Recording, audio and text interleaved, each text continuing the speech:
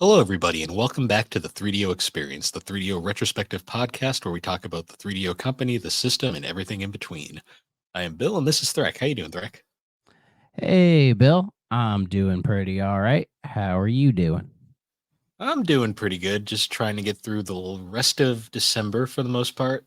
Christmas is at the time of this release is like going to be like literally like less than a week away, which is kind of insane. But Yeah. And you're one of those guys who hates Christmas, right? no, not really. I, I I like it more when it's just about family and not about commercialization and all that crap. But oh, we all know what it's about. It's yeah, it's it's about anything else, at least in American in life and culture, and that is commodity consumption. Your yeah, entire personality, as you can see behind me, my entire personality is dictated by what I spend my money on. And as you can see, it's music and video games and sports, of y- course. yep, What else is there? There's nothing else. yeah. It's I do like this time of the year though, just because like people do generally get somewhat nicer when they're not insane shopping people. But You see, my interaction with people around this time is when they are in the store buying stuff. So, that's fair. and from my experience being a retail worker for many years, most people are fine. They're not too bad, but and some are actually decently nice. But you get a couple that are just really shitty for some reason. So, Yeah, but unfortunately, it's that's everywhere. yeah. But I think most people would agree with me for the most part. Customers are okay. Like if you just kind of leave them alone, no big deal. Yeah.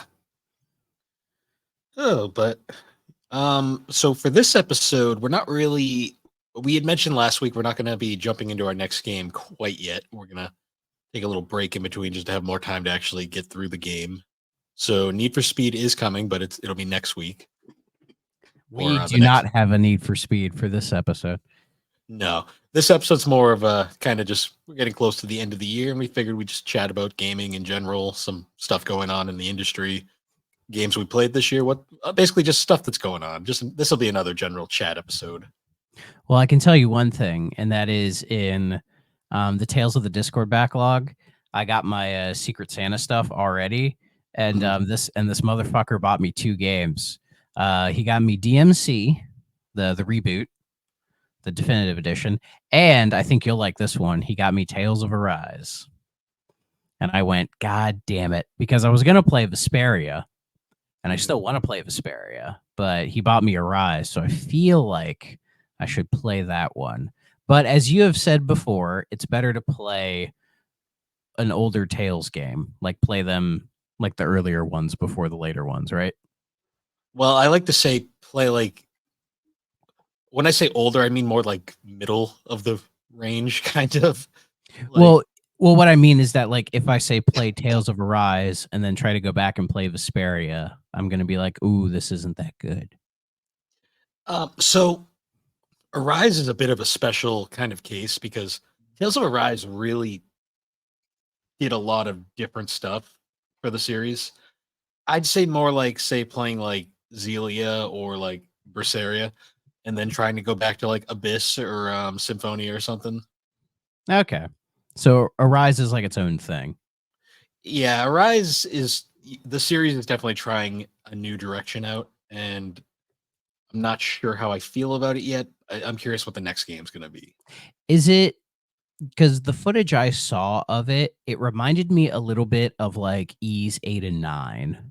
Is there a So they're going for more of an action aspect to it this time around mhm. because the biggest controversial point with Arise is that they got rid of the series like most iconic feature, The which is skits? the not the skits, it's the multiplayer.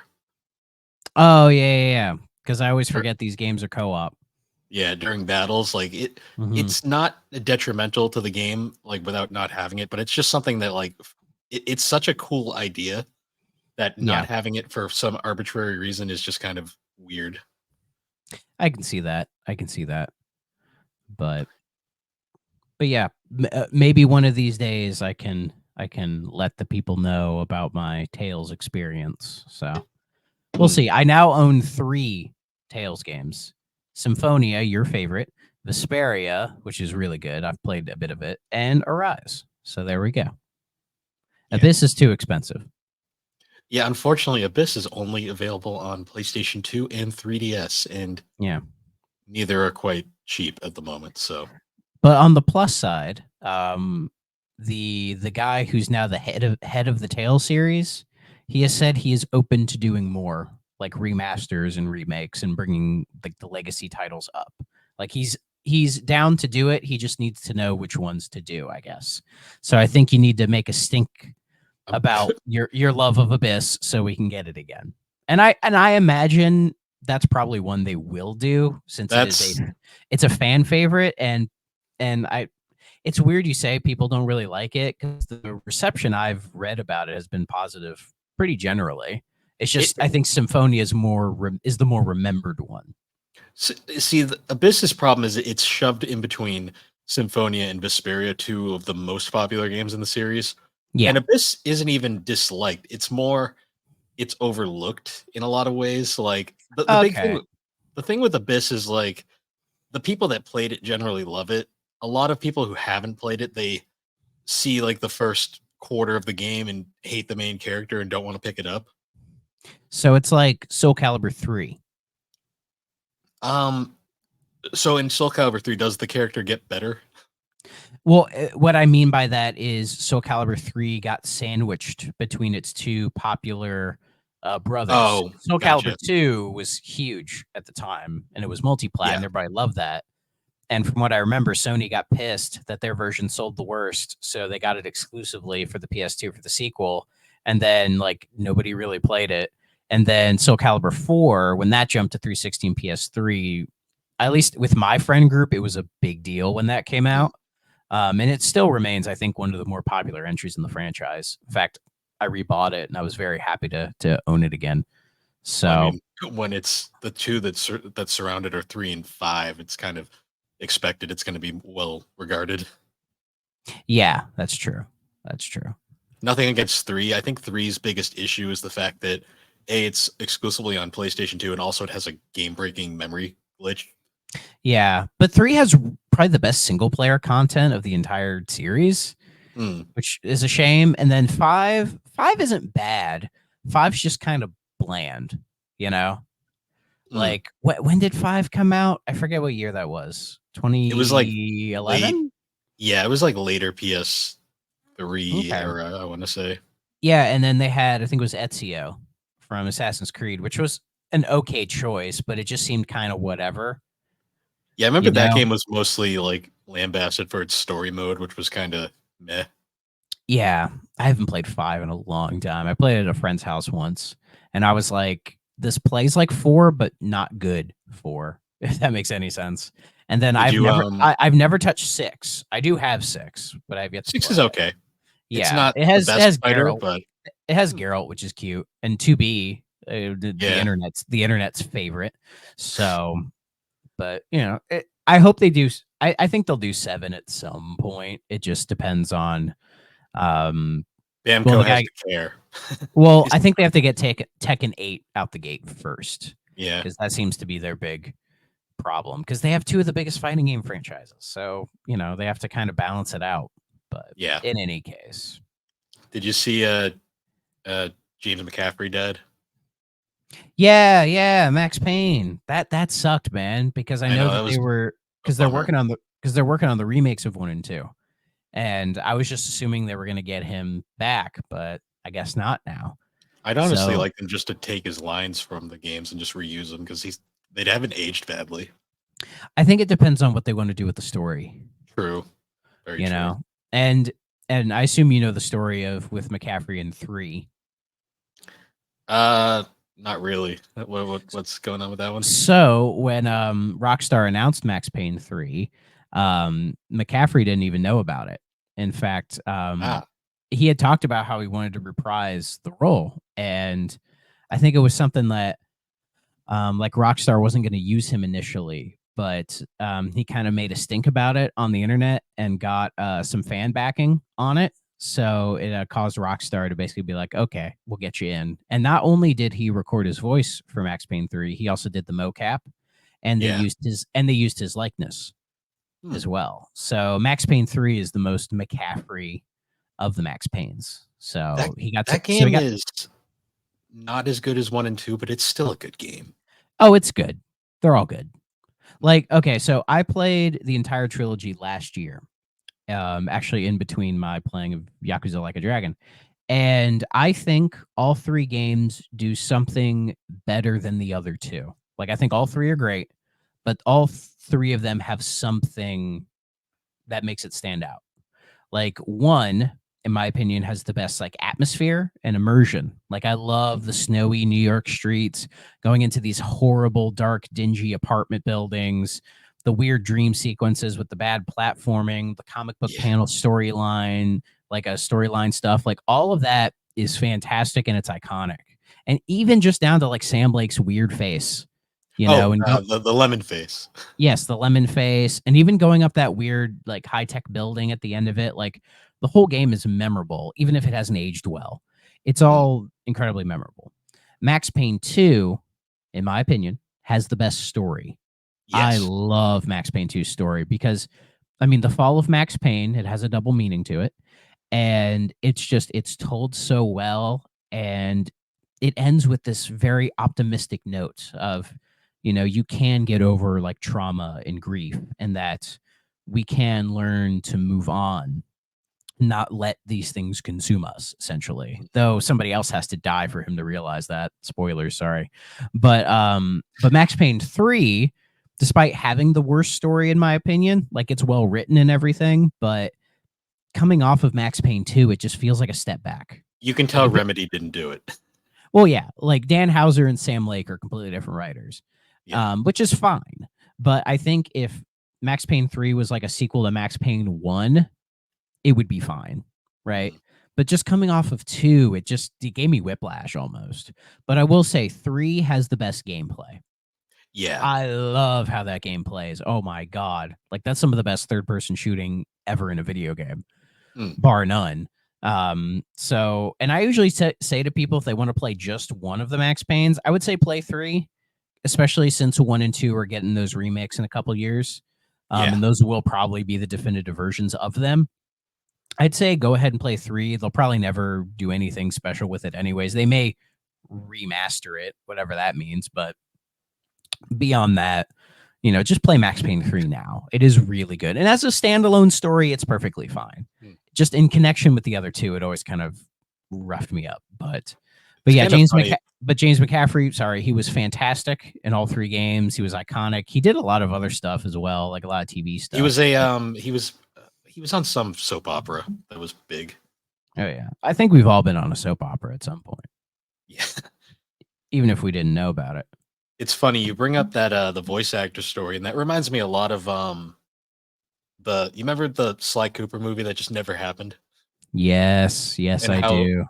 they showed the trailer and it had Sly, Murray, and Bentley in it, and Murray and Bentley's voices were the same ones from the game, but they recast Sly for no reason.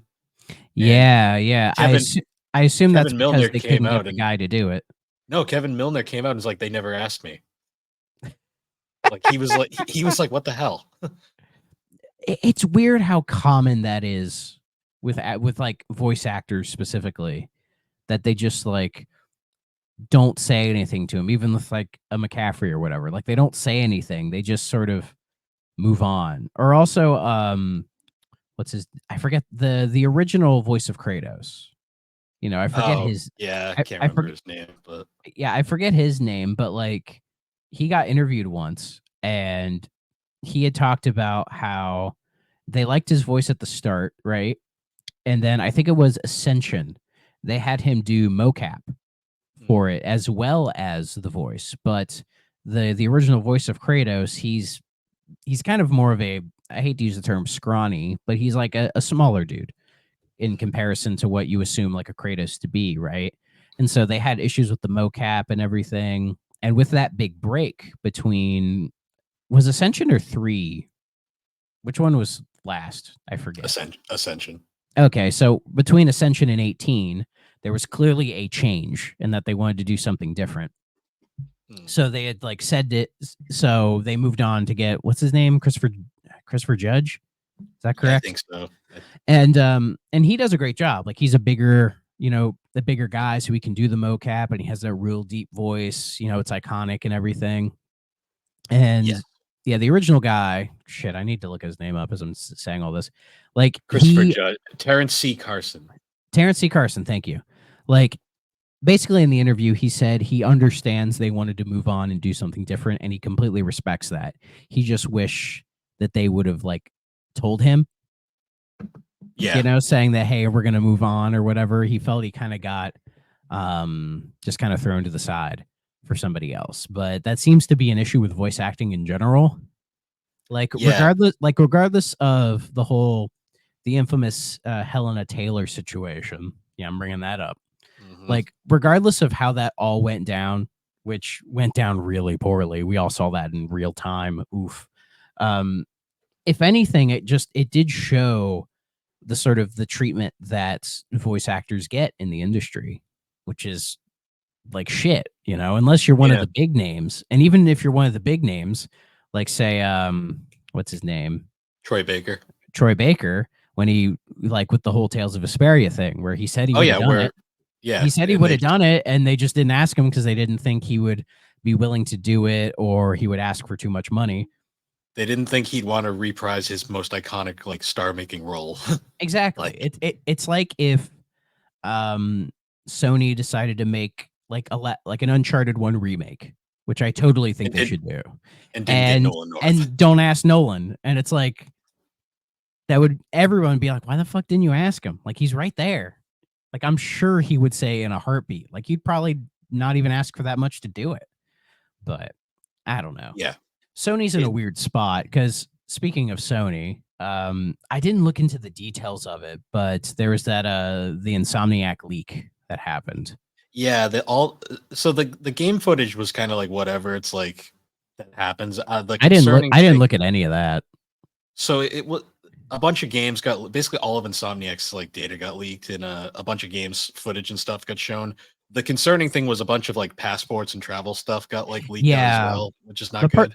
the personal information I think is the real shitty part because I'm seeing a little bit of discourse of people saying like people complaining about like talking about like gaming leaks and all that and if you should do it if it's journalism or whatever and it's like it technically is because it's something that happened and you're just Mhm. kind of reporting on it but the whole personal information thing really sucks but I didn't look at any of the Insomniac leaks because I don't really care.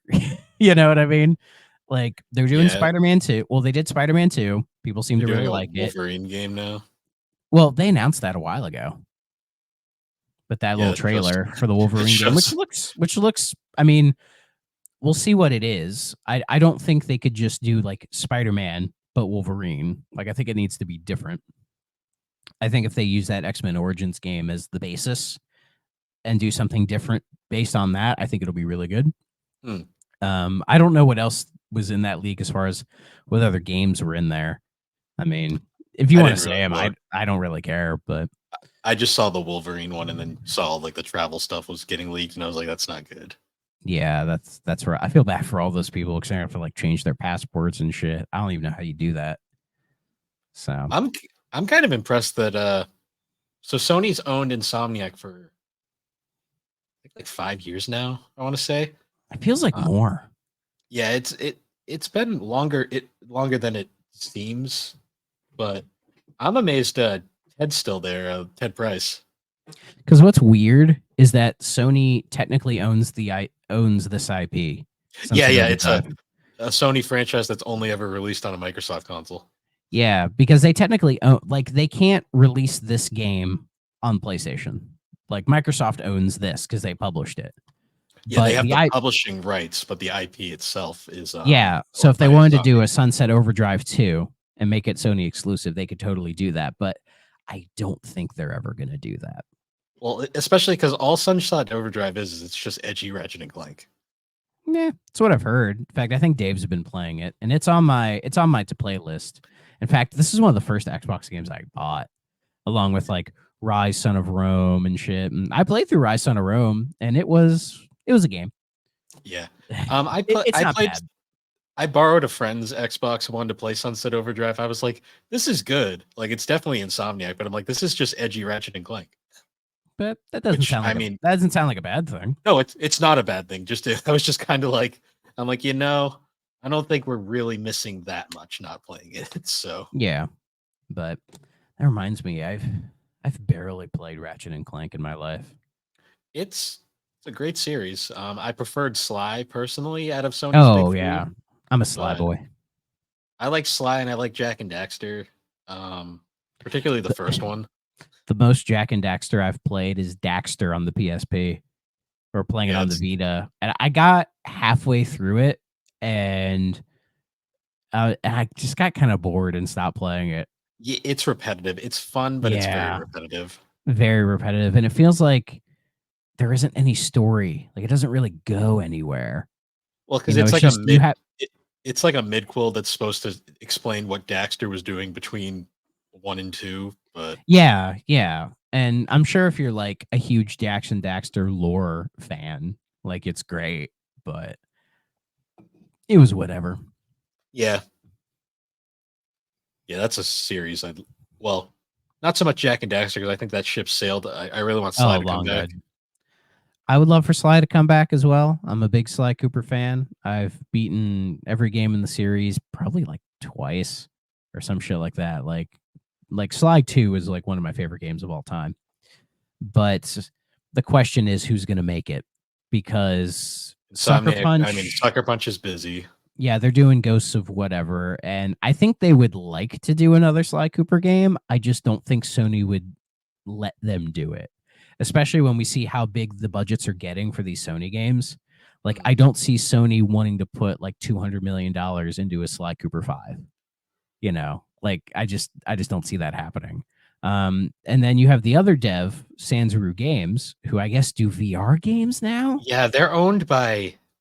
They got purchased. I think Facebook owns them now. Okay, because I remember when I was watching the Game Awards, which I do regret watching, like Sanzaru showed up with some like weird VR game, and when I saw their logo, I'm like, wait a minute, are those the Thieves in Time people? And sure enough, they Yep. were. So Yeah, they're they owned also by. made like Nancy Drew on the Wii. They made the two 3DS Sonic Boom games. Like the only decent Sonic Boom games. Well, there you go. That makes them better than Dimps. Yeah. Um, so they're owned by Oculus Studios, which basically means they're owned by Facebook. Oh, okay. So they work with John Carmack. Or wait, no, he's retired from that. Yeah. He like left id, went to go do that for like a couple years, and then said, "Fuck it, I'm done." Yeah, and now occasionally live streams with John Romero talking about Doom. Which is funny as hell.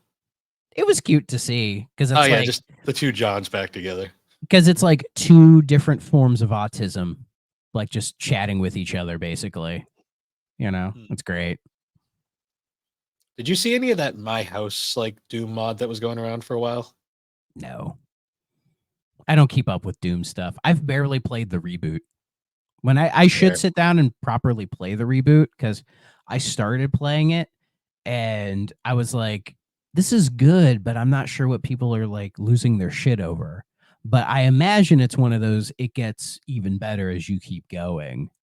Cause like, It's a because there love was letter no to music, old school. like Yeah, there was no soundtrack, and I'm like, I need that fucking music, guys. I assume it shows up later. I just didn't yeah. get far enough. It was a big love letter to like fans of like boomer shooters. So Oh yeah. Yeah, because I've played the original Doom. Love it. Played Doom 2. It was more of the same. Doom 3, I really need to sit down and play because it is different. Very different. So you know I've even the played Doom true 64. Doom 64 is a lot of fun. that's the true Doom 3 for the original series, anyways. Oh, you hate Doom 3? You one No, of no, those no. haters? I'm just saying it's the true Doom 3 in terms of chronological order because it's actually part of the original series. Oh yeah, because Doom 3 is its own thing. Or is Yeah, it Doom like 3 is like far in the future? it's like a semi reboot. It's unclear. Yeah. Because 2016 was supposed to be Doom 4, I think. It And then they started dropped the out as Doom number. 4 and then it got canceled and then brought back as 2016. Yeah, a friend of mine described it as like Doom 2016 is a very good game, but Doom Eternal is a fantastic game. Mm. So you play Doom 2016 to play Doom Eternal. Because Eternal looks in fucking insane. But It's it good. looks like a It's a very blast. good game. Yeah. They're both And on I'm not Game even Pass, so I'll get there. and I'm not even a big first person shooter guy. So I like FPSs, but they're part of like my regular rotation where it's like I find myself playing third person games more, but I need an FPS to kind of break it up every once in a while. Like I played through Titanfall 2, mm, and that was. Have you played Titanfall 2? I have not because I wasn't a fan of the first one. I should probably play two because I've heard it's significantly better. That campaign is fantastic. That's Like the key. what everybody says about it, they're correct. Like it's I beat it in like less than 8 hours. And for what it was a really well told story. BT is probably like one of my favorite side characters in games ever now. Like the Titan that you're like, he has his own personality. He's fantastic. And yeah, it's a super fun game. It is kind of boomer shooter-y because it's very like fast paced. And it's a lot of like wall running and sliding. I described it as if Vanquish was a first person shooter that has like Gotcha. mech parts. And the mech shooting is just different enough from the on foot shooting to feel like it's its own thing, Mm. It's a very cleverly made first person shooter. It's very clever in what it does. And I think those are the same guys who did Fallen Order and Yep. Survivor. So Respawn Entertainment. yeah, so they're pretty good. I hope EA doesn't kill them because so far they're doing pretty good. They're doing good right now, so they're still safe. The second they have the second they have a stinker, then they're in trouble. Well, I almost think that Respawn might be the EA dev studio that they just be like, you're the single player guys. Like you make the single player games, right? Yeah. That Let they're DICE kind of handle getting the away with that. multiplayer. Yeah, exactly. And then BioWare is just kind of in a weird state of flux right now. I want to know I'm worried about them. I just want to know what that new Mass Effect's going to be. That's like, well, we still don't know anything about Dragon. We've seen more of the new Mass Effect than Dragon Age Dreadfall. yeah. I still haven't played the Dragon Age games, but like they've announced Dragon Age Dreadfall, and they're like, that's what's coming before Mass Effect 4. Or I don't think they're gonna call it Mass Effect 4. No, I think that's I bet I think they're that's gonna too daunting of they're a gonna be title. lame. They're gonna be lame and just call it Mass Effect again or something. They better not do that. They better not. But I think calling it Mass Effect 4 is too daunting of a title Well, because it's especially like, because if how is are it we gonna going to be follow 3? yeah, is it gonna be standalone or is it actually going back to the original continuity? I think it is a sequel because that original like N7 trailer from a couple years ago, like it shows the I forget what it's called, the ships that you jump through. Oh, the warp gates. The warp gates, yeah, like it shows one that's destroyed and shows a bunch of stuff that's blown up, and it Oh, definitely looks like remnants of the Reaper War from 3. okay. I'm curious. So, and I think it canonizes the destroy ending, which kind of makes sense. Like, I mean, we could go into a whole discussion about the Mass Effect 3 ending, but I think the destroy ending is the canon one because it makes the most sense to me. Yeah. The other two don't make any sense. No. So I think they're going to canonize the destroy ending, but the destroy ending where Shepard lives. Because there's that one. I'd assume. Because there's that little like rubble bit where it's like you hear like the breath, and it's like, oh shit, Yeah, Shepard somehow survived. the Twitch, like the Twitch that like people Yeah. still argue about to this day. No, that means Shepard's alive. Like, why else would they have that? Well, I love when like the fans like go into their like weird like crazy like trying to justify things where they're like, he can't be alive, he's dead, that would kill the thing. I'm like, you brought him back like once already. It's like, what would stop them from doing it again? It's a video game. Like I know. y'all bitched about the 3 ending anyways, but so like why would bringing back Shepard make it any like worse? Like I don't think that would be necessarily a bad thing. Like I imagine the plot of a new Mass Effect would just be like your team just trying to like keep it together, like they're part of like trying to rebuild the galaxy after the Reaper War, and like inner conflict is now arisen between all of these different species due to this, trying to have some form of peace after this, and then they start hearing rumors of a Shepherd like figure like out somewhere, like there's this guy who looks like Shepherd, and he's like trying to find his way through the galaxy or something like I don't think you play a shepherd. I wouldn't do that. Like as him trying to get back. That seems boring. You know, You kind of like a dragon, like you move on to a new protagonist, but still have the old protagonist around. well, you want to like you want to turn him into like a myth, like a legend. Because that's kind of what they were doing by the end of it, anyways. That like Shepard is like he's the special one, or she's the special one, whichever you chose. Yeah. And I think you kind of want to do that with him in another like Mass Effect. You know, maybe it's like you start as a brand new recruit that is like trying to help piece everything together, right? And kind of be the peacemaker in a way. But then, you know, they're like, oh, is Shepard, did he survive? You know, I mean, there's a lot. There's a lot you could do with a new Mass Effect that I think would be really good. But I'm in no hurry for it. Like, take as much time as they That's need yeah. because it needs to be good. I haven't played Andromeda. I know people don't like Andromeda, but I still definitely want to play it. So The gameplay is great. It's just everything else is it, all over the place. it's not the Edmonton team right in that game. No. Yeah. But what I heard about Mass Effect 3 that was interesting was the head writer of 1 and 2 left before 3. Yeah. And he had a whole different idea for the ending of 3. And his ending, when I read it, I was like, like that's good. Well, at least like the idea that he had for how he would have finished off 3, because his writing was going to be the same thing. Like it leads into the Reaper War and everything. It was going to happen.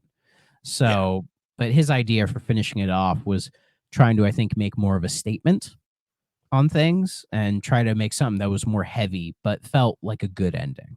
Yeah. Shame we didn't get it, because then we wouldn't. But if we did get it, we wouldn't get the funny stories of people suing EA over the ending of 3, which is the funniest thing I've ever read in my life. I never got the hate for 3. I thought 3 was It's a perfectly fine game. Outside of the ending, it's my favorite game in the series. But because of the Citadel DLC is so good. Oh, it is. But because the thing is with the ending of 3, it's not great. It isn't. But I think the issue is more in the presentation of it, and that it feels like they're not really committing to it. You know? Yeah.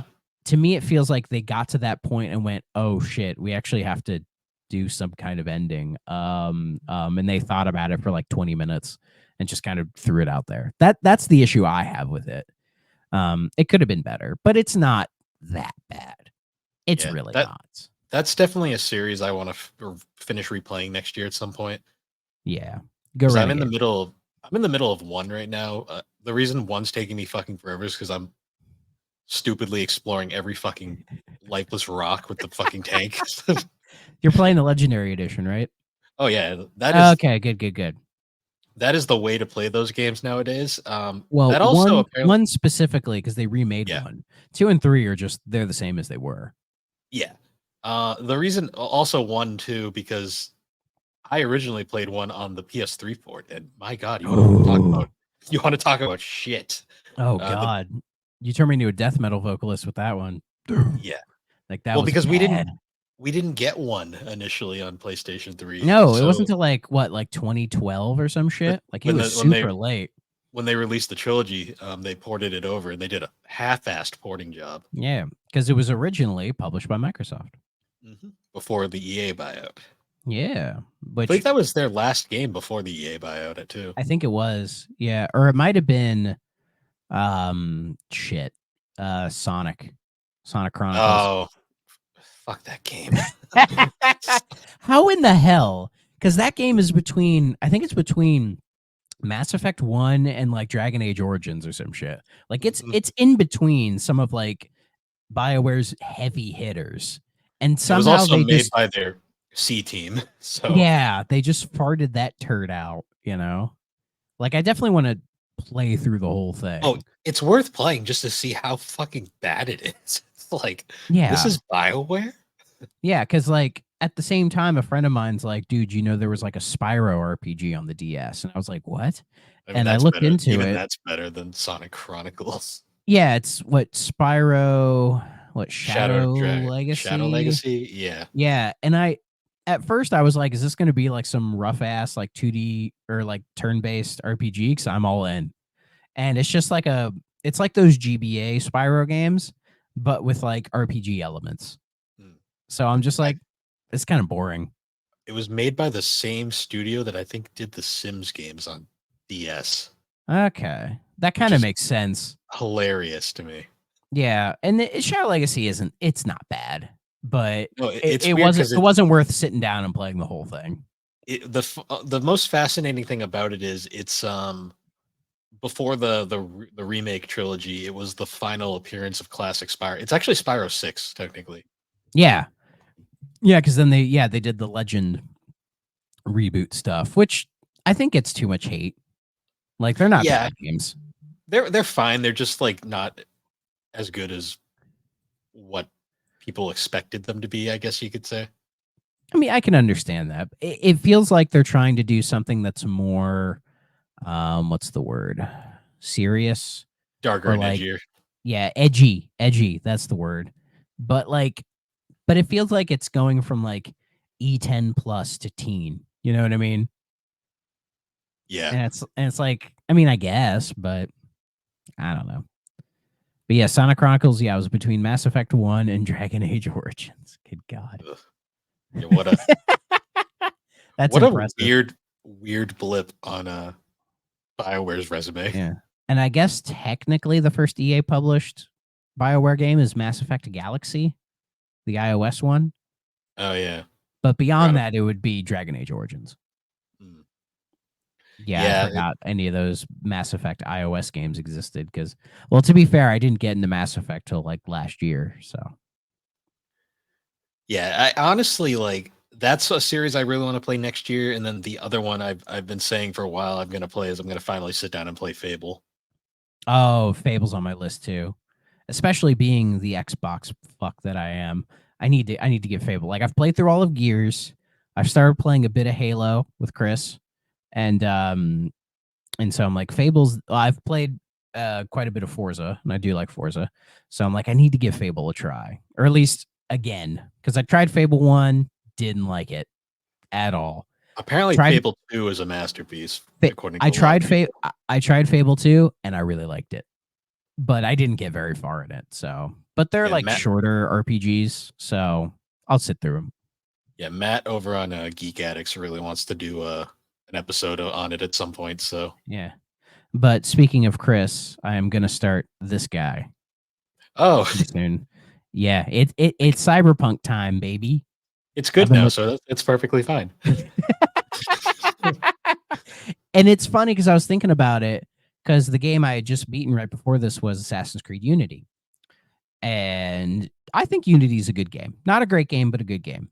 But if you think about it, Unity was like a trailblazer in bad business decisions because in 2014 when it came out, like games before that didn't release in that kind of state. Yeah, You know that what I was like mean? the Like beginning of those like criminally broken games coming out at launch. yes, and if you look up like YouTube compilations of bug stuff from Unity, it's hilarious.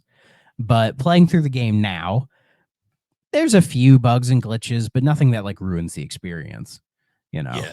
I think Um another infamous one was like WWE 2K 2K20. 20. Yeah, that Yep. was fucking hilarious It was when it so came out. bad they took a year off to do the 22 and they fixed it. And 22 is better. It is a better game. My favorite part of that whole situation too was like they fired Ukes. Like they were like, we don't need you. Like we can do this on our own. And then their first game is a fucking shit show. And it's like, I oh think they had fired Ukes a couple years before that. yeah, they had. And then it was like their first game that was really just visual concepts was like, Well, holy shit. because yeah, because Visual Concept was they that's when it became the 2K series. Because before that, it was like the SmackDown versus Raw stuff, which was Ukes, and then just WWE 13, like that stuff. That was Ukes. But then when they went over to 2K, I believe it changed to Visual Concepts like So shortly after. they co-developed them for a while. Like they it was Ukes Ah, and okay. Visual Concepts were working Yeah. together. And then Okay. they fired Ukes, and then like the second they fired Ukes, it went to shit really fast, and everyone was like, "Huh." I think they were kind of important. Yeah, and then they took a year off, and the newer ones I'm told are better. But Yeah, I Visual just Concepts was going through a really bad point there for a while. yeah, they were one of the best. But I still remember them for NFL 2K5. Well, yeah, they made the best football game ever. Easy. And now Ukes makes the AEW games. Yeah, they also made that weird like Earth Defense Force game that came out. Oh, they made one of those? They made one of the spin-offs. Like I forget. I think it was called like Iron Rain or something. Iron Rain. That is a sick fucking name. That is like my favorite like crappy series ever because the games are like pretty like stupid, but like they're just fun because of it. They made a Pacific Rim game? Probably. No, they did. I'm looking at their game. They made some UFC games. Gotta A pay the game. bills somehow. Oh, they made a game based on the Real Steel movie. Do you remember that? Yeah. Oh boy, man, the 2010s were weird. I love looking at the gameography of some developers because it's hilarious sometimes. Like, Go uh, Sports Ski, Pets 2. Oh yeah. uh, Pets, what a series! I would say, speaking of wrestling game developers, everybody knows the famous WWF No Mercy, right? Made by everyone's favorite Aki, right? The Aki Corporation. They have a weird history, don't they? Uh-huh. Because they still exist, but they're not Aki anymore. They are Sin Sophia Incorporated, and Interesting. they make like. Do you know any of this? I knew Aki. I didn't know they've since morphed. So they stopped being Aki. I think it was around 2009 ish, because they made some SimCity games for some reason. Oh, They did the Def Jam games. Def Jam Fight for New York's one of my favorites of all time. oh, The Ultimate Muscle game on GameCube was them. That game's amazing. Um, the last game they made was Ready to Rumble Revolution as Aki, but then they switched to Sin Sophia, and then they became known for the Style Savvy series and the Pretty Rhythm series. So now they do like girly anime shit. oh, they also did Dragon Quest: The Adventure of Dai Crossblade. Oh, the arcade one. Yeah. Yeah, and Fashion Dreamer. Like they went from Oh, making hell yeah. some of the best wrestling games of all time to making fucking like Well, you mean this doesn't look like something that we should all play? listeners, if you want us to play Fashion Dreamer, let us know, okay? And we'll do it. It's on the Hey, Switch. according to Tech Radar, it nails outfit creation but lacks structure. It's like putting a dress on like a pile of ooze. Like there's no bones, It's but it like looks cute. it's like that your outfit is beautiful, but it's a pile of shit. Exactly. Published by, oh thank God, Marvelous and Xseed. Oh thank God they came in and saved it. Oh yeah. Uh, the I love the heroes we need but don't deserve. Xseed publishes like the greatest trash ever. Oh yeah, their shit is insane. They have a lot of good stuff as well, but like, They used to publish the Yeast and Legend of Heroes series. yeah, then they kind of gave up. Well, no, the NIS came in and outbid them, I think. Ah, okay. Oh yeah, No More Heroes 3. Man, No More Heroes. Like you guys can't see it, but I have the Switch like special editions of 1 and 2 like Oh yeah. up there. Like they're very I bought both of them, and I have like the little Travis touchdown like flag or whatever from where he is. Like I did the whole thing cuz I really like No More Heroes. Did you ever play Like the one. PS3 one? Or No. I played a bit of 1 on the Wii back in the day, and it was cool. But with the Switch, I played through both of them. In fact, I think I beat No More Heroes twice, the first one. that's still my And favorite save screen ever. it was a good save screen. Just And Travis taking a shit. but yeah, both games are great. Though I think 2 is so much better than 1 because it trims Two all the fluff. Because 1 has two's some a fluff better. in it. Yeah, like all the open world shit. Yeah, which was just bullshit and didn't need to didn't need to exist. But we lost the true majestic like coconut mini game. See, in the 1, the mini game I did was the gas. Yeah, because that was the easiest to do and it made you the most money. Though right. I didn't hate the lawn mowing minigame. Yeah, that one was okay. The coconut one sucked ass though. That was Especially when you did like kind of sharp turns and he would go like, oh, it's I like it's a loved lawnmower, dude.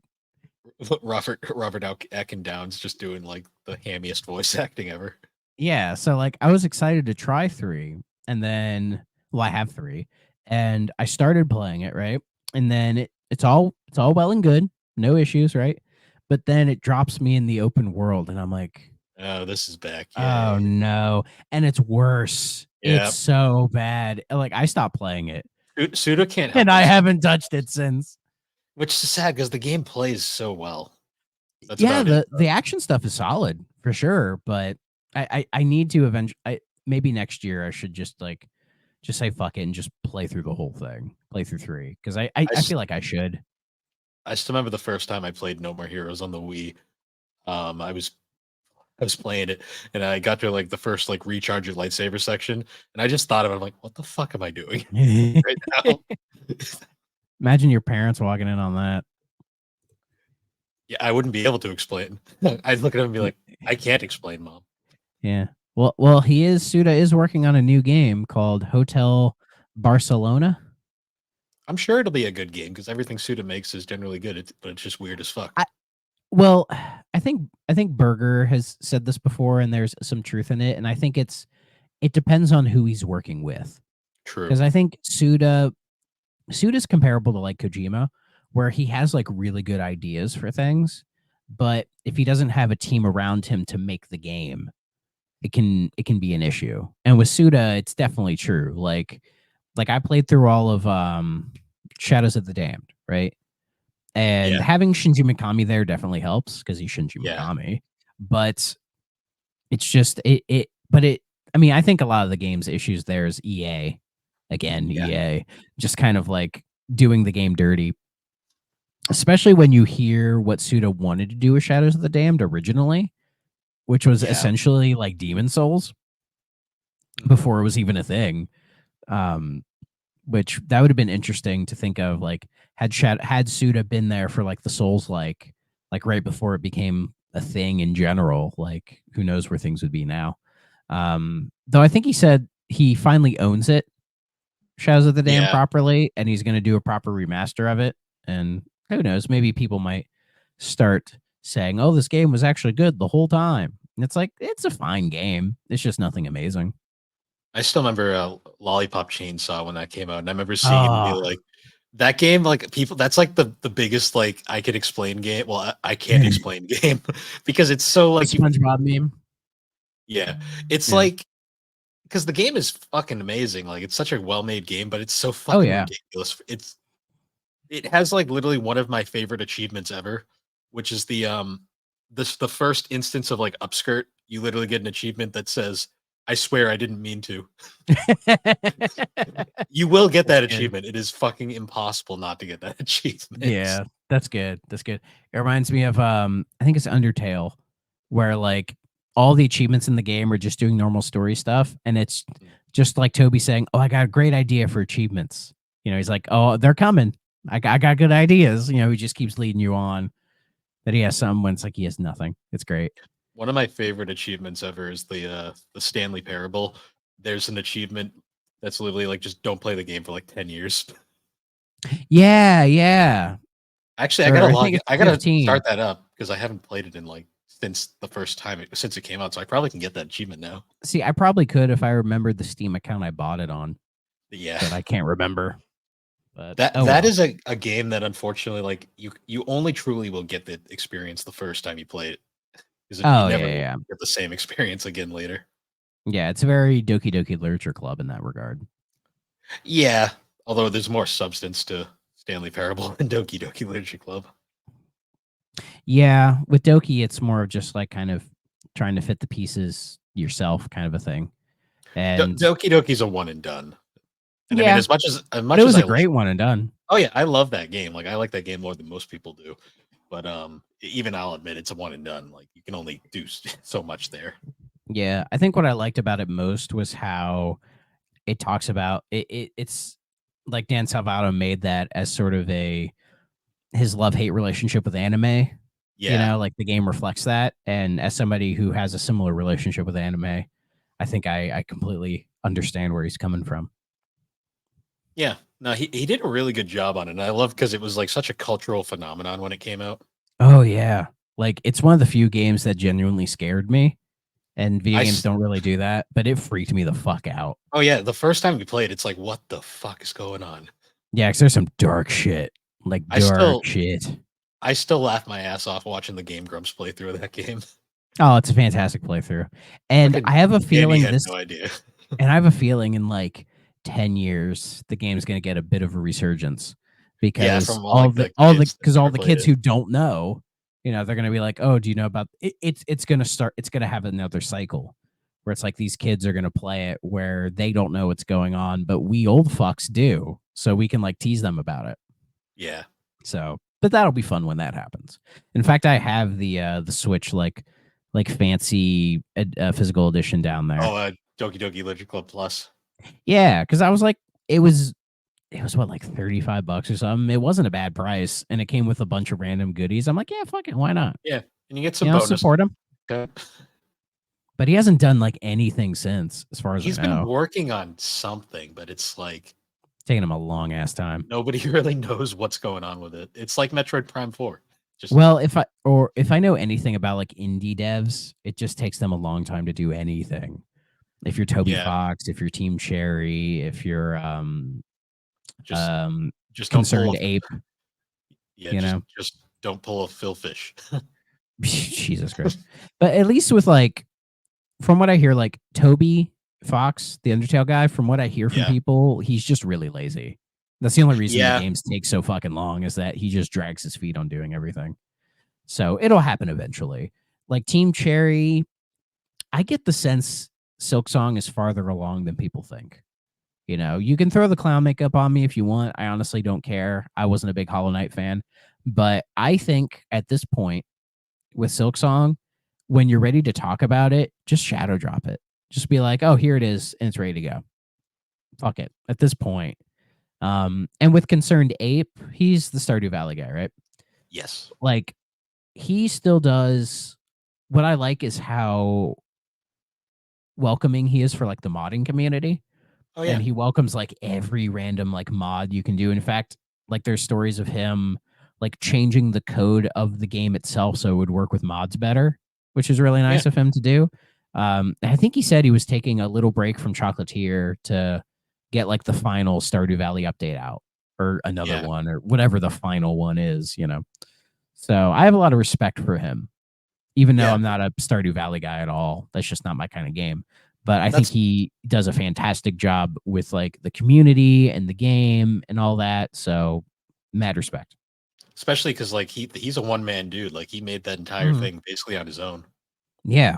And it's like he could definitely afford to have other people with him. Cause I know people who give him money just because they feel bad with like all the updates and all the extra stuff, which is free. They're like, I feel bad. I'm gonna give him a couple bucks. Yeah. I mean, Just to keep him going. he made a bunch of money off of the physical editions because a bunch of people bought the Switch physicals when this came out. Oh, for sure. And I imagine the audience that he garners are people who would like, yeah, we'll pay you, man. No problem. You know? Yeah. Just like out of the kindness of their heart. Because people who love Stardew Valley, I think, are kind of kind in their soul somewhere, I think. Oh yeah. They're not the people who own Harvest Moon, the name. Yeah. That's a weird story. Yeah. I just gotta pause real quick. I gotta use the bathroom. You're good, man.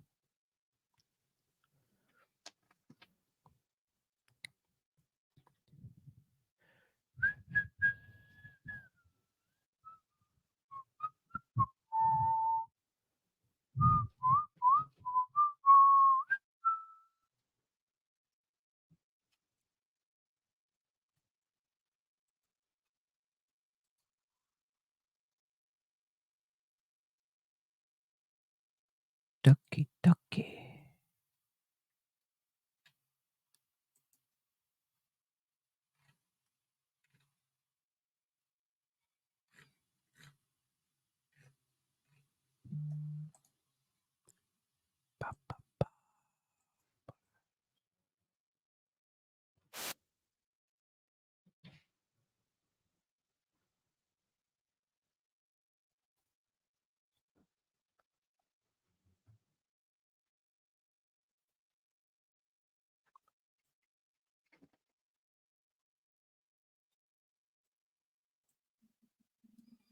Apologies.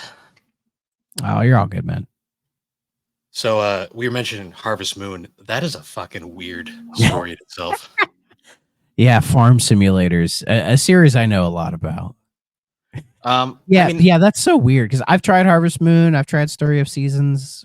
I keep trying these farming games to see if like even Animal Crossing. I'm like, what's the fucking deal? Because it's the same with like even Minecraft, where I'll play it for a little bit and be like, oh, this isn't too bad. You just kind of fuck around a little bit, and then when I'm done, I'm just like, yeah, I'm done, and I don't think about it again.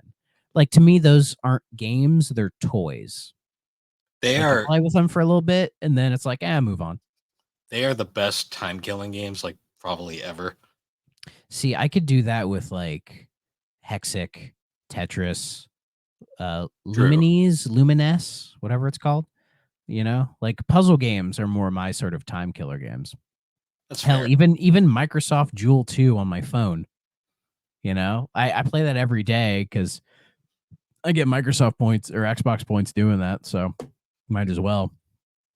Yeah. So, but that's just how I am. I like puzzles. Hmm. I'm trying to think. Is there any other big releases coming out this year, or we pretty much done for the I don't year? think so. I don't think so. I mean, if you want, what was your favorite game you played this year, Bill? Oh, Mario RPG by far. I still Well, I still haven't even gotten that yet, just because by the time it was coming out, I was just busy with other things. And I'll for eventually me, get to it. It's on the list, but I'm for trying me, not it's to buy like, so many games. yeah, it's that one. Um, Star Ocean, the second story R was fucking Ooh, phenomenal. that looks really good. In fact, Chris was Well, telling me that I would love it, and I probably would. But it's again, it's like I don't want to buy a game that's just going to sit on the shelf for like yeah, months and months and months. Like if I buy a game, it's like I want to play it right then and there. I never picked up Persona 5 Tactica. I forgot that came out. Yeah, I forgot it came out too. And then Yeah. I think Burger Champ played all the way through it, and he was like, "Yeah, it was fine." I saw people were But posting the soundtrack for it, and I was like, yeah, I got to get that at some point. but I think he, like most people, are ready for Persona 6. Yeah, honestly, Though I think next year they're going to announce it. I think I think next year so will be the too. time. I And think the they're color waiting to see how the 3 remake's going to do first. I think the 3 remake will be a nice stopgap for them. But I wouldn't be surprised if, say, maybe Tokyo Game Showtime next year, they're like, here's Persona 6. Because I don't think they want to get Persona 5 again, where the first announcement was what, coming winter 2014. Like, oh, Yeah, how naive we once then the were. fact that the game was in development way back during the PS3 era. Oh yeah, that game took a long fucking time. It paid off for him. To be Because fair though, I Atlas think was recently, well, go ahead. well, Atlas was in dire financial states for most of that time period. Yeah, because their games just didn't sell. Well, some of them did, but it was like they just had no backing. Yeah, well, I think like the weeb revolution hadn't happened yet. Mm, So like when Persona 5 finally came out, it was perfect timing. Like that yeah, game couldn't have come out at a better time. Like that's really when anime was becoming like mainstream acceptable, at least over yes. here. And it was such like a deep game that like the fucking weebs who like know every fucking frame of One Piece could find something to latch onto. The people who have those kind of attention spans. And it blew up. And I think even recently they said Persona 5 passed 10 million. No, Which it did. for a weeb RPG, that is fantastic. Like that's top tier shit. I mean, the craziest thing was like when they put Joker in Smash Brothers. Apparently, it spawned a lot of people to actually buy the game because they were curious. So Well, and it was so weird they did that when Persona 5 wasn't even on Switch yet. yeah, I know they went and Which bought that another started console. but that started the whole hashtag Persona on Switch. That sort of annoying thing for a few years, which I'm glad it happened. And I'm imagining, hopefully, the people who bitched enough about that actually went out and bought it. I hope Hopefully. so. I hope so, because I've debated, because I think the Persona games have left Game Pass now. So I've debated just getting 5 on my Xbox just to have it back there, because it's a game I will eventually get to. because I've tried playing it, and it's a very good game, but it is so slow to get started. Yeah, the And first part like is very 10 slow. hours, the first 10 fucking hours are a tutorial. I will say though, it's still better than 4, and I love 4. Well, 4 doesn't take that long to get going in comparison, you know. You just don't do anything in 4 for like the first couple hours, and it's like But the story bits are good. Once you get past like this again, it's gonna sound like Persona 5. Once you get past the first dungeon, that's when things really like ramp up. yeah, At least for me. Persona 4 picks up the second you get to Yukiko's castle, and then it's like, oh, this is great. Yeah, for sure. For sure. So but yeah, Persona Uh, 4 is great. Persona 5 is great. And I imagine Persona 6, when that comes out, that's gonna be a big deal. So I'm It'll curious. be the Final Fantasy 8 of that series, which is a weird thing to say. Yeah, so I'm curious is if the 3 remake does well, do they remake 4? Maybe.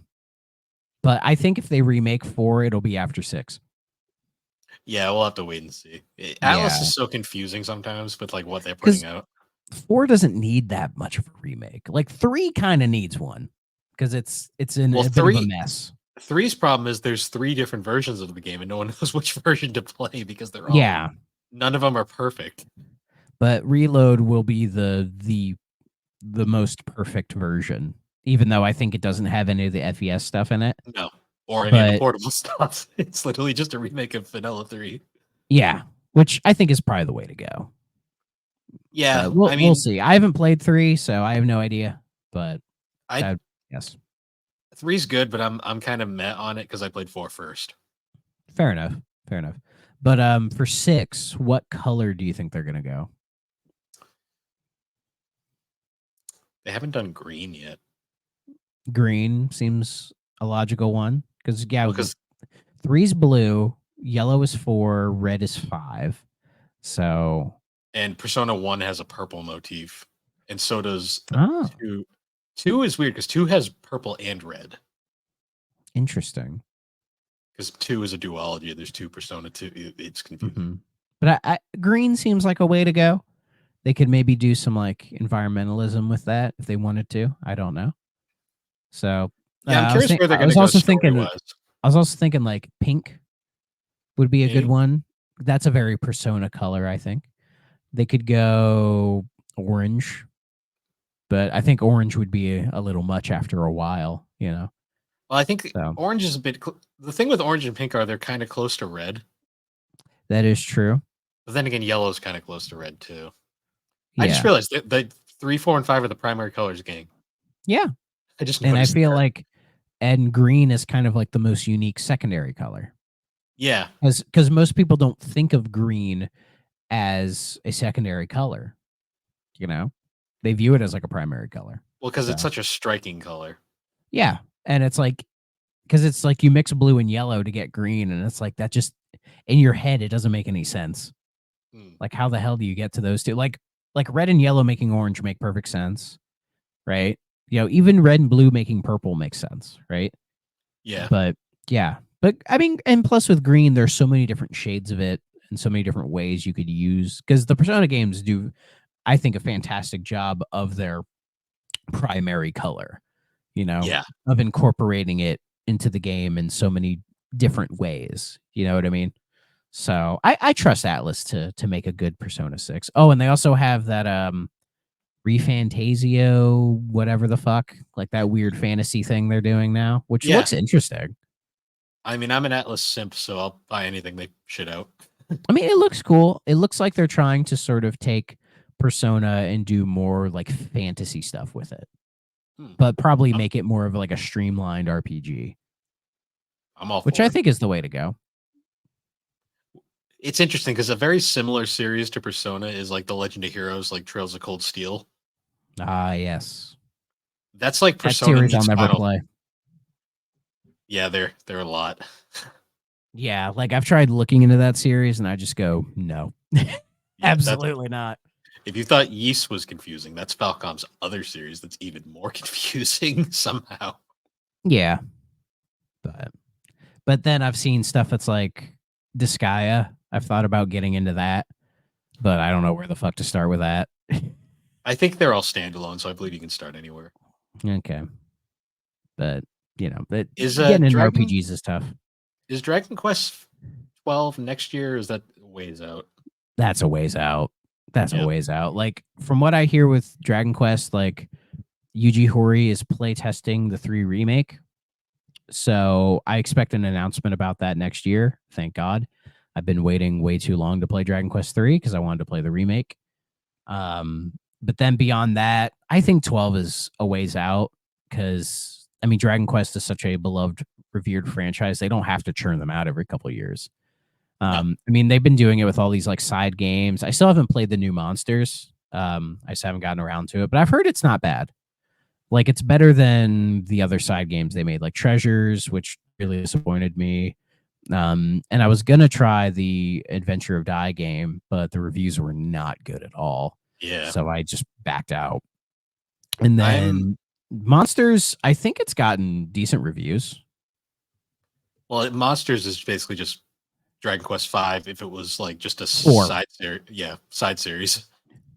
Yeah, because you play as Sorrow, who is the main bad guy in 4. So Well, I meant 5 in terms of the whole monster capture system. well, yeah, but like other games in the Dragon Quest series have the monster capture system. True. Five's the one that kind of made it was the first one that was like really big with it though. Yeah, but it was kind of rudimentary and True. you only kind of need it in a couple spots. Like once you get like your family, you don't really need it anymore. But I always tell people with Dragon Quest V, like as soon as you can get a slime knight and then hold on to that fucker for the rest of the game because Yeah. he's really good. Slime knights are really good to get in that game.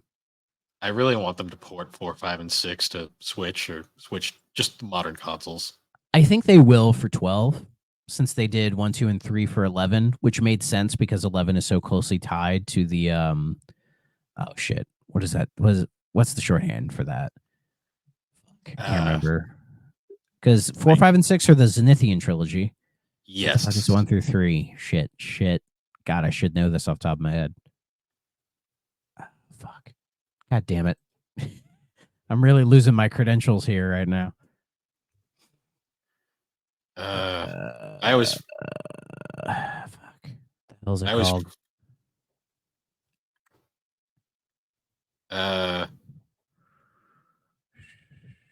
can't find any information. I hate that I don't like. Oh, I know the Edric trilogy. Oh, the Erdrick trilogy. Fuck Erdrick. yeah, because Erdrick. Yeah, because you play as Erdrick in 3. Fuck, you're right. And then Zenithian trilogies for 4, 5, and 6 because of the floating palace of Zenithia, which well, it's floating in 4 and 5, but in 6 it's on the ground. Because for both of them, it's you have 1 and 4, right? And then 2 and 5 are sequels, and then 3 and 6 are prequels. Why I don't know. They did that intentionally, but I still love. And then 7 and 8, I believe, are part of the Erdrick trilogy chronology, but like far later. 9 and 10 are kind of considered their own thing. And then 11 does the whole Ocarina of Time branching paths thing to connect the 2 trilogies together. Lovely. Yeah. It's not as bad as you'd think. Realistically, though, there is time travel in 11. Yeah. Realistically, though, you can play most of them standalone and be fine. Oh, yeah. Yeah. It's not like Final Fantasy where they're all standalone, like confirmed. There are connecting threads to the games. Yeah. Like definite story connections, but they're not that big a deal. Yeah. You know, it's like you have the 2 trilogies, which makes sense. And then beyond that, it's like, they all loosely connect. 11 feels like it's really trying to connect things together. And I think it does a good job for the most part. But 11 was great. It's superfluous. It doesn't matter that much. And I think 12 is probably a sequel to 11 in some ways, as far as like the story is concerned. At least that's the vibe I got from it because I don't know. I've hung mask. I think it might be because I've hung on this and that when they first showed the logo, they had 11 and then they did another like strike to make it 12, which said to me it's like they're going to be more directly connected. in some ways. I don't know what that means. I wonder if it's going to be And like a Tales of Ziastera, Tales of Berseria like kind of thing, where they're like the same universe, but they're kind of separate at the same time. that could be it. I could very well see that. Um, but we'll see what happens. Like, I still think, yeah, 12 is a good way out. And I think Corey had said he wasn't going to do any remakes until 12 was done. So the much desired Dragon Quest 9 remake, which will probably happen after 12, is just going to be a long time. Yeah. So Isn't 10 single player supposed to be coming out too? it's a long standing rumor. Well, with 10, they're still doing the offline like expansions. So I think once they finalize the offline expansion stuff, then they'll start working on translating it. That would be Yeah. my guess, because doing all of these expansion release chunks for 10 here, I just think would be pointless. Like just wait till it's done and then I'll play it, Yeah. because I definitely want to play 10 so bad. But I'll Especially wait because for an official release. apparently 10 uses a Final Fantasy style battle system from what I've heard. So Well, it's an MMO. yeah, I've heard it uses like the action time battle system, the ATV system though, in terms of its combat, which is Yeah, I think it plays like Final Fantasy 11. I think that's like the MMO style that it goes for. I'm But curious because I've only ever seen screenshots of it and none of them are very clear exactly what's going on. I've seen like gameplay footage of it, especially when the IP ban got lifted a few years ago. So you can technically download and play it if you want, Yeah. but of course, there's nothing is translated. So unless you really know Japanese, you're not going to know. I mean, there are people who have tried to do like Google Translate stuff for it, Yeah. and some of them are done really well, but I just don't want to do all that work. Yeah. Call me crazy. I'm trying to think if there's anything else major that's happened recently. Um Well, the Game Awards, if you want to talk about those. we mentioned it a little bit the last episode. There was they were kind of unremarkable, honestly, Yeah, this time just around. another boring year. The Sega announcements were interesting. I'll say that. Oh yeah. Oh fuck yeah. That got me hyped. And then people saw they did more trademarks for other stuff that we haven't seen yet. So I think somebody at Sega said, "Wait a minute. We have all these IPs and we're doing nothing with them. Why don't we like do things with them?" You I hope know? somebody at Sega went to Sonic Team and said, "Take your fucking time. We're gonna work on other shit." And then, I think that's part of it actually, hmm, because Frontiers, they put like 5 solid years of development of that game, and I think it and really helped. it's the best 3D game since Generations. So yeah, Yeah, and I think with Frontiers 2, they're going to take probably another 5 years or whatever to work on it. So yeah, they're like, yeah, let's just do that, and then in the meantime, we'll bring back Jet Set Radio, we'll bring back Crazy Taxi, we'll bring back Shinobi, we'll hell, if they brought back for Outrun, if all they do is just like port that coast to coast Outrun game, I'm yeah. fucking that game is so good. Oh my See, god. if they bring back Crazy Taxi, they better use the new fucking Offspring album. I mean, well, they've confirmed Crazy Taxi. It was in the footage that That's we what I'm saw. saying. If they do, if it comes out like and they're going for like the same feel, it better use the Offspring music. If at the very least they use the famous Offspring song, at the very least, you have to use the classic one. I can't remember the name of it off the top of my Oh, head. All I Want. Yeah, All I Want. You have to have that song there. Otherwise, I'm not going to buy it. Yeah. Well, I mean, it's funny because Crazy Taxi, people forget there is a Crazy Taxi 2. And Yeah, Crazy but it was Taxi arcade 2. only. No, it's on Dreamcast. Oh, really? Yeah, it's Dreamcast only, actually. Oh, well, shit. Because I remember when I was looking through like Xbox stuff, original Xbox, and there was Crazy Taxi 3, and I'm like, well, where the fuck was 2? The 2 is a Dreamcast exclusive, and it introduced the Crazy Hop, which is still like the most hilarious thing. That's you can just jump with the taxi now, and it's great. That's awesome. Um, It we, was late. It was late. yeah, It was May '01. Shit, that is late. it was a cool game though, because like they had like the crazy jump. You could jump over stuff with the taxi. You could pick up 4 passengers at once and do like 4 deliveries to separate locations, which was nuts. And honestly sucked because you would never have time. But yeah, and Offspring were in that game too. They used a different album though. Okay. Maybe they'll keep it up. Were they in Crazy Taxi 3? Oh yeah, Oh, yeah. good, They good. three brought like basically stuff from 1, 2, and then original stuff for 3. They brought all the songs from 1 and 2, plus some new ones for 3. Like a whole but 3 is honestly a hidden gem on the original Xbox. Yeah, I've never played 3, but I've never owned an original Xbox. I mean, it's not like any high art. Like it's literally just Crazy Taxi. But Crazy Taxi is not high art. What? You're kidding me. well, people go into Crazy Taxi 3 expecting it to be like miles better than 2, and I'm like, no, it's not. No, It's just more Crazy Taxi. Like, it's what you expect. yeah. There's the GBA one, which is I don't think I have it. Oh, Catch a Ride. Catch a Ride is impressive technically, but like as a game, it's like you play it like for like 5 minutes, and you're like, that's good. I'm done. Like Super Monkey Ball Jr. Yeah, like they're impressive. They're kind of fun, but then you're done after like 5 minutes. Yeah, There was that's also fair. the Fair Wars on PSP, which It's a uh, remake of 2, 1 and one and 2. 1 and 2, but it doesn't have the Offspring music, so it's trash. It uses generic rock music, and it's so lame. Ugh. They couldn't get the Sonic butt rock guy to do the music.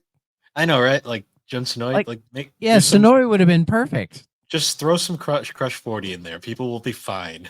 Yeah, They'll get over it. Tell Crush 40 to do an Offspring impression. That would have been amazing. Johnny Giueli would probably try it too. That's the sad part. Exactly. And then they did a couple mobile games, because of course they did, that nobody remembers. Hilariously, the port of Crazy Taxi on iOS has the Offspring music back. It's like the only port recently that has the music. Yeah. So I get the sense if Sega's going to do this, they're going to do it properly. Yeah, I'm hoping that the Jet Set Radio information was probably the most telling because that's the one that everyone got super hyped for. Oh yeah, because people are really hype over Jet Set nowadays. They're acting like it's the best thing ever. Like I Jet mean, Set's great. Don't get me wrong, but it was a cool game, but I feel like a lot of people that hype it up haven't actually played it. yeah, they're like Mother 3 people. Because it's like, I love Jet Set Radio, Jet Grind Radio, but you play that game now and you're like, it's fun, but it is jank as fuck. Oh yeah, the Xbox one's pretty good though. Oh yeah, Jet Set I've Radio played a bit. Future. I've played a bit of Future. Yeah, I played it on. Was that one? That one might have been 360 back and pad. I can't remember. Well, oh yeah, backwards compatible. I believe. I believe most On of the 360. Sega games were. Yeah, and I think I played it on there, and it was solid. But the reason, and people wanted that to be Series X backwards compatible, but I think the music licensing is the only thing that got in the way of that. Yeah, that game has Concept of Love on it. That's like one of my favorite songs from that Yeah. series. Yeah, but then beyond that, it's like a new Shinobi game. That Shinobi game looks fucking cool as hell. Like it has like hand drawn 2D art, and it like looks very Shinobi 3. And I'm like, if it's Shinobi 3 with hand drawn art, it's over. We're done. Great, See, fantastic. like I always said, like the two best Shinobi games were Shinobi 3 and then the PS2 game. PS2 Shinobi's really good. It'd be cool to see them attempt something like that again, but I don't know if it would fly. Just Well, because they think so no if one they do likes it. Shinobi. I was gonna say they think nobody likes it because Nightshade bombed, but Nightshade wasn't Nightshade that did bad. bomb, but to be fair, nobody knew it was a Shinobi game. Yeah. So that was on them. Another Streets of Rage. That one has me paused a little bit because we had Yeah. Streets of Rage 4, which they didn't do, but was really fucking good.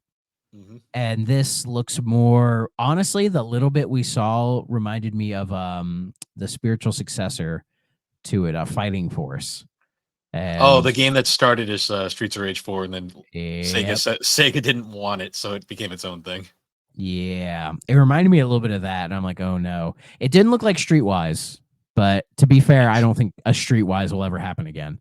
Well, So to be fair, Streetwise was supposed to be a very different game as well. yeah, it would have been And then, bad no matter what. Capcom shit all over it. Yeah, but that game's kind of fucked anyway. And then Golden Axe, it'd be cute to try another Golden Axe because I have Beast Rider, and Beast Rider is Oh, I forgot about Beast Rider. Holy oh shit. yeah, it's not great, but That was I made have by a the fun Iron time with it. the same studio that made Iron Man 2. And yeah, it's not great, but I had a fun time with it. I only remember it because Gilius Thunderhead says "buy my balls" in it at one point. By my balls. Yeah, I was pissed you couldn't play as him because he was always my go-to. Everyone liked playing as the Viking with the axe or whatever. Yeah, who wouldn't like the Viking, right? But yeah, they also like there was more IP stuff where I think it was like Alex Kidd, Outrun, Super Monkey Ball. I think Kid Chameleon showed up. And I'm like, That's a deep are cut. are we doing No, like I want another like Beyond Oasis. Yeah, I because want that was actually a series. yeah, I Legend of Oasis on the Saturn. Like I want another like the Ooze. Like let's do the Ooze, man. If we're gonna deep cut, let's deep. make it good. Give me Like the Ooze is fine. Give me Vector Man. I want another Vector Man. Vector Man's awesome. yeah, Vector Man Or was really good. I shouldn't say and the Ooze is bad. It's just frustrating as fuck to play yes, sometimes. just like Comic Zone, they're both frustrating True. as hell. But Technically hell, impressive, but miserable to but play hell, sometimes. and of course, me being me, Shining Force 4, please, please. And Fantasy But Star 5 while you're at it. no, Fantasy Star's an MMO these days. Anyway, Fuck that. Give me a regular one. it's never gonna happen, man. Fantasy Star Online's too big. Uh, So, but like with Monkey Ball, I don't know what the hell they would do with that. they Like, just would they made a Monkey actually? Ball like a year That ago. that wasn't original though. Oh, well, I don't. That's just They haven't made a good it's Monkey one and Ball. two again. Oh, It is. It's just one and two again. I was gonna say they haven't made a good Monkey Ball since 2. So, Yeah, exactly. That's why they didn't try again. Super Monkey Ball did you ever Banana play? Mania. Did you ever play Monkey Ball Adventure? Yeah, I tried. What a Oh fucking! God. I couldn't get an hour, and I had no fucking idea what to do. I love the idea of it, but it is just not executed well at all. It was like one of the final games before Traveler's Tales became the slave to Lego. Yeah, exactly. Ugh. But I've played through Banana Blitz, and Banana Blitz is disappointing. The one on 3DS was fine, not Yeah, great, just fine. sounds about right. Did they mention everyone's favorite shitty series, Billy Hatcher and the Giant Egg? They had one game, and that's a I good game. Don't be that way. I don't know. I played it recently, and I'm like, this isn't as great as I remember. I like it. It has that Sonic Team charm to it. Hey, Yeah, that's true. I didn't see Knights though. I would love to see another Knights game. Yeah, the one on Wii was fine, other than the The one on random Wii is very good. other than those random platforming stages with the humans. Like those I like that game a lot. Yeah. So I think that I mean Sega has a huge just treasure trove to go through. Oh yeah, Afterburner showed up. Why not? Fuck it. Alex Kidd, sure, why not? Didn't they also just do that recently? Well, that wasn't them. That was Oh, another kind. yeah. And I bought that and I played through that. I bought the collector's edition of it, beat Wasn't it it, all right? got buyer's remorse and sold it. Uh, Oh, it was fine, but they're what makes the game playable is that they have options to like not make the game so fucking slip slidey, you know? There's literally like options in the game to make it more playable. And once you turn those on, it's fine. that's a Master System game I really want to find at some point. Is Alex Kidd in Shinobi World? Oh, I've played that. It's just it's the arcade Shinobi, but with Alex Yeah, Kidd. but with Alex Kidd. And the arcade Shinobi's fine. Yeah, yeah. I'm Yeah, looking forward to that. Hopefully, Sega can take a fucking break from Sonic and make something else. and Yakuza or Like a Dragon. True. They're Well, at churning least those out crazy. I mean, they're good. They're high quality games, but they're churning them out at a rate that's like true. they need to slow down. Yeah, if they have one that's not good, that's when the sign should be like, all right, slow down. Exactly. In fact, just out of curiosity, the last Traveler's Tales game that was not Lego was The Chronicles of Narnia Prince Caspian. They made, huh? Did they make the original Yeah. one too? Oh, Lion, Witch, and the Wardrobe? Yes, they did. Okay, that wasn't bad Yeah, I played it. for a licensed game. It reminded me of the Lord of the Rings games from the same time, but not nearly as good. Did you ever play that original game that Traveler's Tales tried to make, the Haven game or whatever? Haven. I don't It's think so. Oh, Call of the King. Oh yeah, that game was tried to be so ambitious and it like failed at everything it did. It tried. What is this? It's a 3D platform. It's trying to be like Jack and Daxter, Ratchet and Clank-ish. Um, Okay. it literally like fails at it tries to do like everything and fails at pretty much everything it tries to do. Intended Um, as the first part of a trilogy, Haven took over 3 years to develop, combines action, platforming, puzzle, shoot 'em up, racing, and space combat elements. Published by Midway? Oh my god. yeah, it Wow. literally and it ends on a cliffhanger, like on a downer cliffhanger, and it's like exactly how this series deserved to end because it was shit. Oh my god. Apparently, the protagonist was originally supposed to be the old Traveler's Tales mascot. Oh, that thing had a name? It probably did. Yeah, I maybe. know what you're talking about.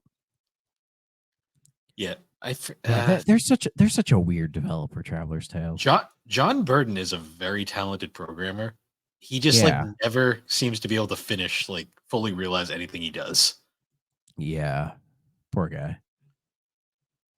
Because I'm looking at Traveler's Tales like gamography, and let's see, the Toy Story game was pretty good. Mhm. Mickey Mania is really good. Muppets Race Um, Mania, fucking love yeah, that game. Sonic 3D Blast, Sonic R. We Woo, talked we talked about those woo. already. We talked about those. The Bugs Life PlayStation game. Oh, Toy Story 2.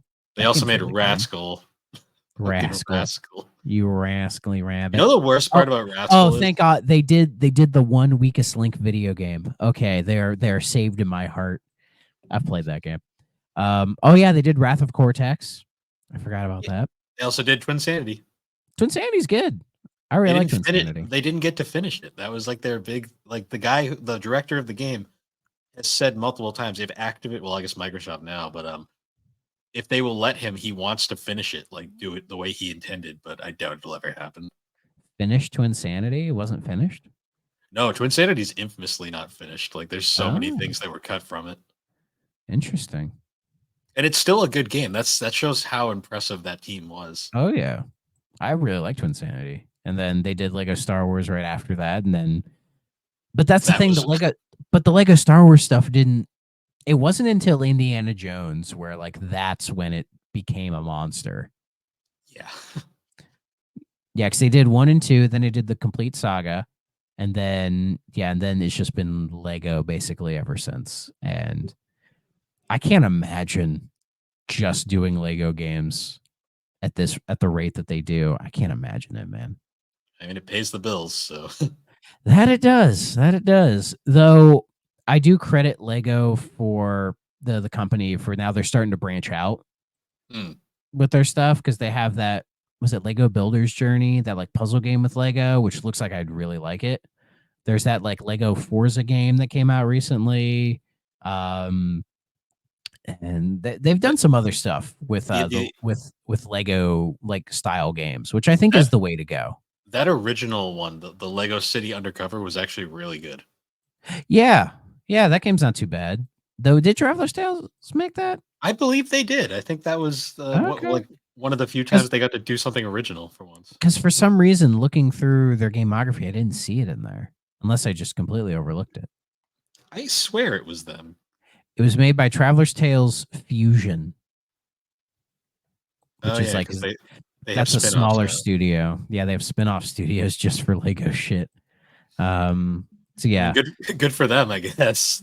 They're this. yeah. Oh, Lego Brawls, that like Smash Brothers clone. Fucking what else do they have? A turn-based strategy game? No. Brick Tales. Brick Tales is puzzle adventure game, but that's not the one I'm thinking of. Builder's Journey, which is actually pretty cool. Brick Tales I haven't played. Hmm. So, but yeah, I think there's still a lot of interesting things you could do with Lego games, and I imagine Traveler's Tales will probably still be churning these out. Oh yeah, Lego Fortnite just happened. Well, Um, how the fuck did I did you forget? see they put Peter Griffin in Fortnite recently? Yeah, they're gonna put it. I think we're gonna be in Fortnite eventually. So I don't care about Fortnite at all, and I'm not really even a Family Guy guy. But Ha, when I saw the Peter Griffin thing, I immediately laughed just because like I saw his death animation, and he literally does the knee grab thing, and I'm like that's good. I of enjoy that. course. Yeah. Lois, it's like that one time I was in Fortnite. Fortnite. They're gonna reference it on the Oh show yeah, because they don't have any material anymore. So Family Guy is just a bunch of cutout gags with like an attempt at story in the background. exactly. Though I will say I played a bit of a Skywalker Saga, like them like remaking the whole Lego Star Wars thing and Uh, revamping the gameplay. I liked yeah. what I played of it. Okay, I'm on the opposite side. I didn't really like it that much. Oh, why not? So me and Matt played it. I was when I was visiting him a while back, and we got stuck on the Genosis level and just could not figure out what to do. And like it just was Okay. frustrating. I don't See, know. I Maybe didn't it's see. just I a didn't get that far. So okay. I don't know. I think it also just because I'm tired of the Lego games at this point. But that's fair.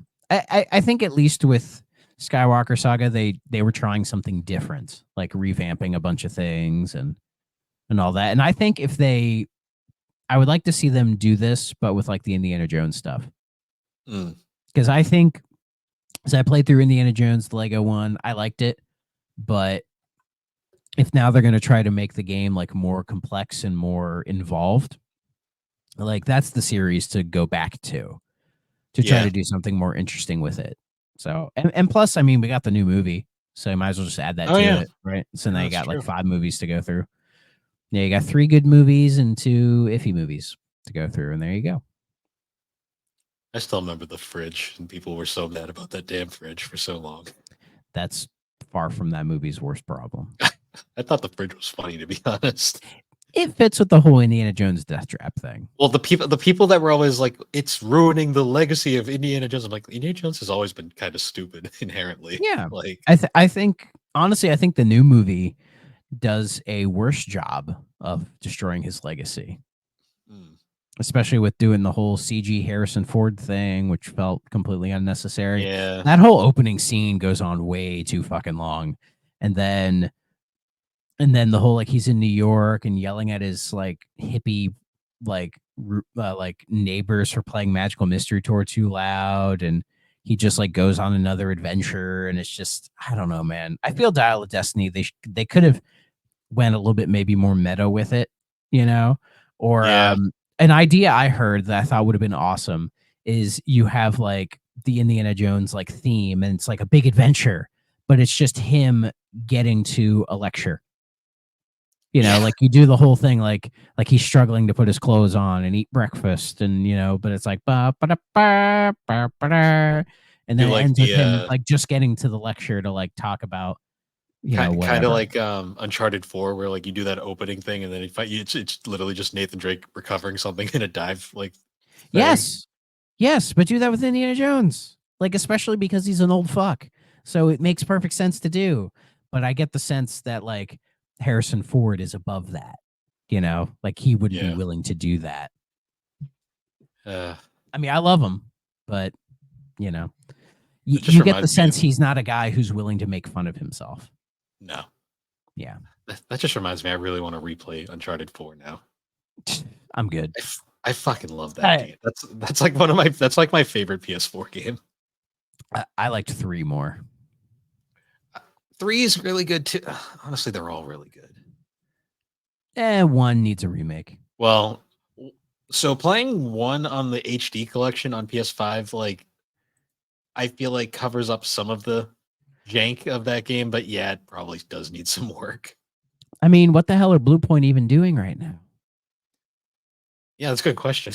I don't know what they're I doing at this I point. feel I feel like a remake of 1 would be the way to go. If you're going to have them be the big budget remake team, that's the game to do, man, because it can Yeah. still fit with that prestige bullshit, and people would be excited to try it, because that one kind of has been lost to time, I think, ironically enough. Yeah. So that would be the one to bring back. Yeah, that's for sure. I'm trying to think if there's anything else I'm really looking forward to next year. I'm honestly Oh, next year. I'm thinking it's going to be a backlog year. well, that's my main plan. But then it's like, fuck, like a Dragon Infinite Wealth comes out at the end of January, True. and that's going to be my entire February. So that's going to happen. There's probably going to be one or two other games that hit, but we'll see. And as far as I know, the Switch 2 is next year. Yeah. So Maybe that's then gonna they'll announce on Prime 4. Prime 4. Honestly, at this point, I think that's what they're doing. I think they're waiting for I Switch 2.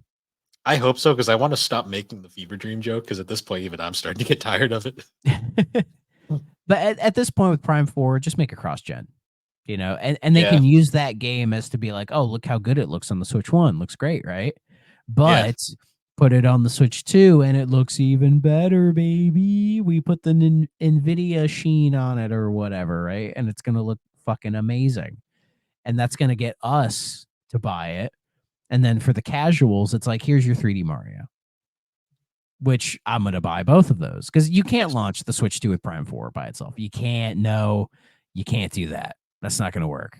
You need something else. Yeah. And I think, they're probably not going to do Odyssey 2. At this point, we would have got it by now. So it's probably going to be something different, but I'm all there, baby. You know I'd me. like I a love my mix. I love my 3D Marios. I would love a mixture of Odyssey style with the bonus like Bowser's Fury stuff. I think that's what they're doing. Bowser's Fury felt like a test run for what they want the next 3D Mario to be.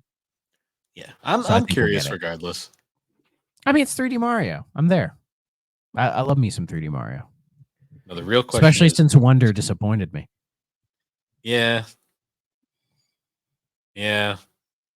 I liked Superstars more, and even that's not a perfect game.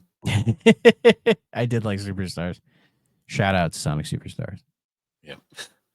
If you want to hear more, Thrak was on an episode of Fine Time talking about Sonic Superstars. Indeed, I was. Man. So the real question, though, I have to ask: when are we going to get the 3DO Legacy Collection? Who owns those games? Who owns that?